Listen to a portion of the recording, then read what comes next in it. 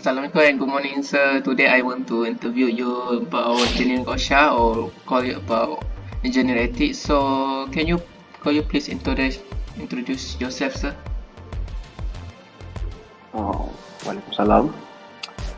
First of all, my name is Muhammad Salim. I have been work as engineer almost 4 years. I've been working now. Now I'm working at Sintoma Keluang as a process engineer. So yeah, what's your question?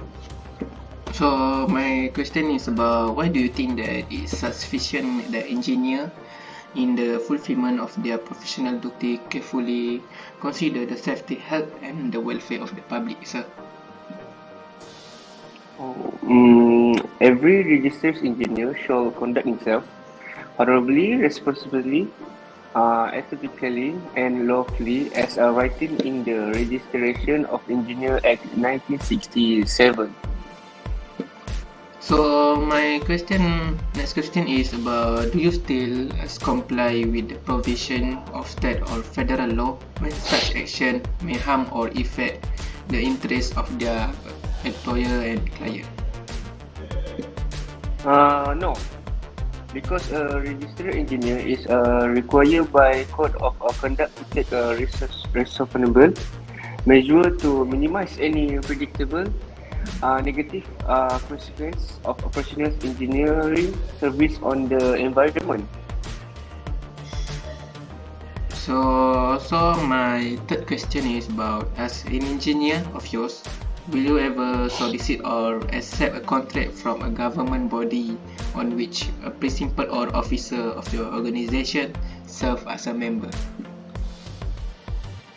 Accepting any contribution that could be interpreted as having the intent to influence the award of a contract, whether directly or indirectly, is prohibited.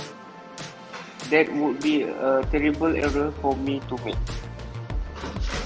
So my second last question is about why engineer may be reviewed but shall not approve those engineering documents that are not in conformity with applicable standard. So what adverse effect may be encountered by the engineer, sir? Only engineering document that comply with applicable standards can be approved by the engineer.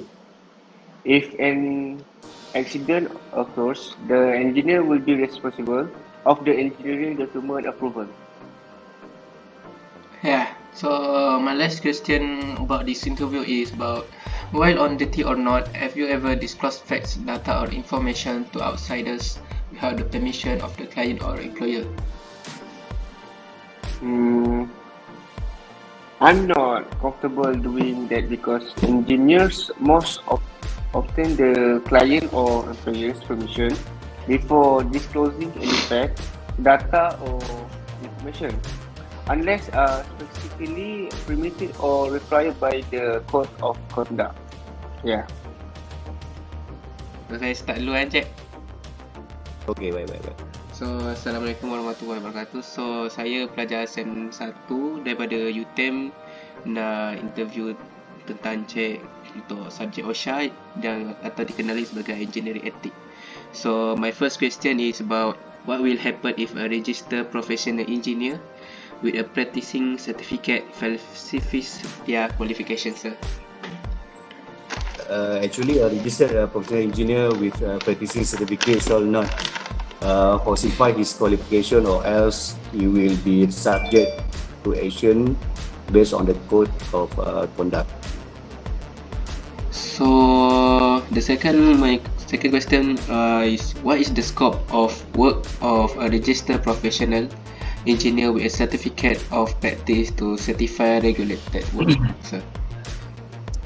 A registered professional engineer with a practicing certificate shall certify satisfactory completion of a piece of work only if he has control over the supervision of the construction.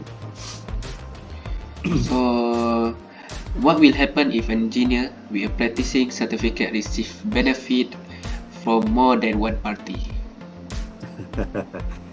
Okay, actually he will be subject to action because a registered engineer shall disclose all known or potential conflicts of interest that may influence or appear to influence his judgment. So I hope you can understand what I mean. So there is a big problem actually on a conflict of interest lah. Alright, sir. So my second last question is about, as an engineer officer, can you ask for receive any consideration, some like financial, sir? Okay, no, he shall not solicit or accept any consideration, financial or otherwise, directly or indirectly from the outside agent with the work which is he is responsible with. So my last question about this interview is about, as an engineer, can you sign any engineering document that has been prepared? Yes, of course, engineer can sign and approve only those documents that he has prepared or been prepared under his direction and control. That's it.